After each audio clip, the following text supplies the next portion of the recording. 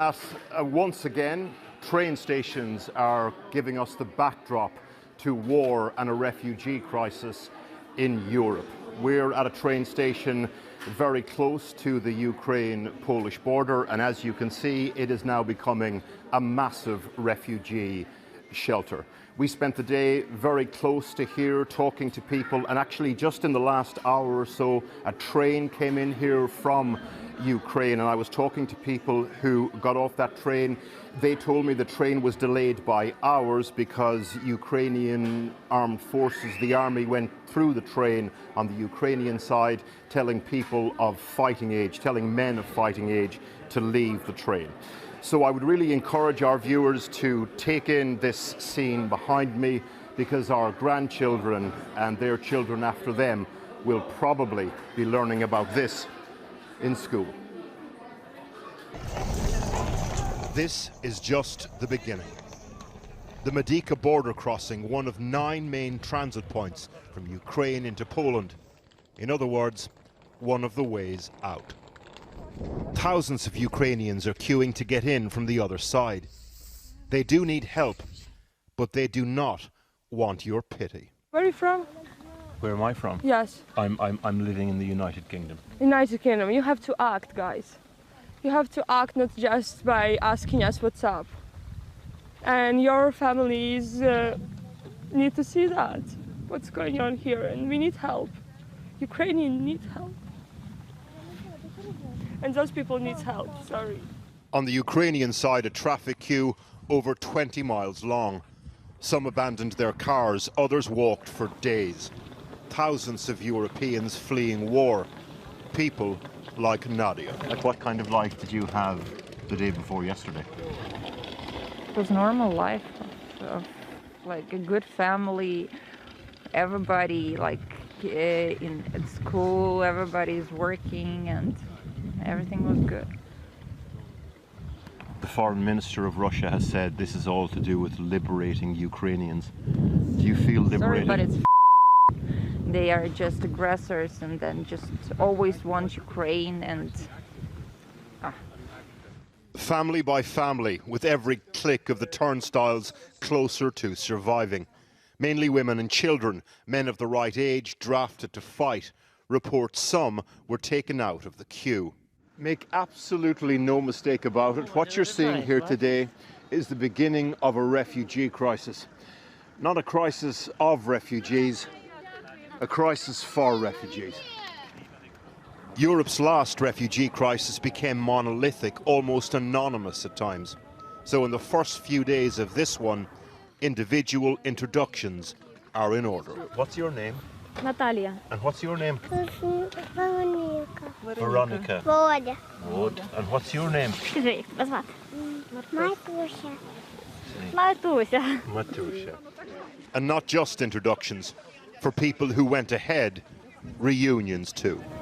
You guys will get that, because I just found them. Have your family just come across the border now? Yeah, just waiting them for 30 hours here. Yes. Wow. And they're traveling more than 30 hours, yes?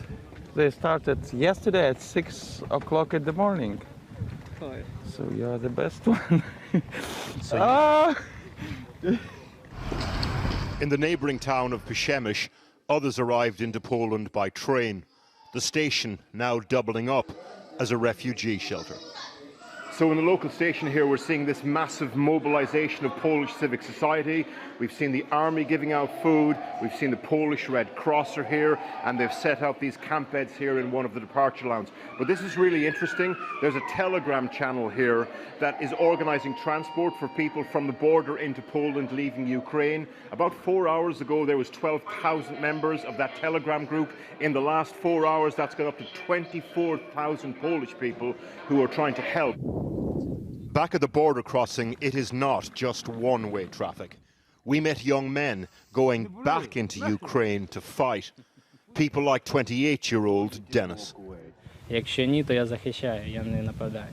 They encroach on our freedom. We're not the aggressors. I don't see the point in saying I'm going to war. I'm just going home. But if I am home and intruders are there, I will fight. Putin justified all this by weaponizing twisted history. by creating false narratives. But these are the real names and faces of people supplanted by war in Europe. Put their stories, told matter-of-factly, in your history books. Warwick O'Brien there. Well, the refugee crisis is affecting every country on Ukraine's border. Earlier, I spoke to an MP from Moldova, Dumitru Alaiba, and I began by asking him how they were preparing to deal with the number of Ukrainians crossing the border into his country. What we are seeing here on the ground is, pretty much refugees already coming in. So by now, in the last 24 hours or so, we had around 20,000 people crossing the border. Most of them staying in Moldova. So far, they try to be more or less independent. So in the meantime, we're prepared to to host more refugees if they come. And right now at the borders, the queues are quite long already.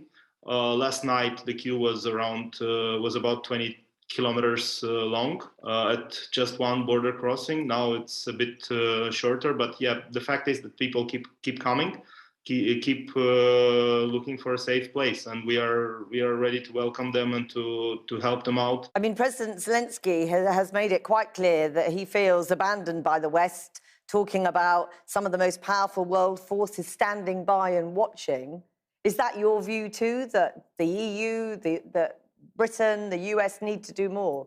I think the entire democratic world must do everything they can to stop this bloodshed and to stop this aggression. Yes, this is definitely my opinion. But are sanctions enough? I mean, the EU have talked today about unprecedented package of bold sanctions, yet President Zelensky, the Ukrainians, seem to feel that it's not enough. The sanctions, of course, they tend to have an effect in time. So just the sanctions won't stop the bloodshed immediately. This is what I will agree 100%. But it is a sign, first of all, of solidarity. It's a sign of support. And as I said, everybody should do whatever they can to stop this war. I mean, it's not a NATO country. The UK, the US have made it quite clear up until now that there will be none of their troops on the ground. As a country that, as you say, where people are beginning to be frightened, in your own country, what would be your direct message to the world? My direct message to the world is stop this war now. No one needs a war in Europe in the 21st century. And we all know history, and we all know how other wars across the continent started and how untackled in time they created a lot of damage and a lot of tragedy across the continent. Dumitru Alaiba, thank you very much for talking to us today. Thank you so much.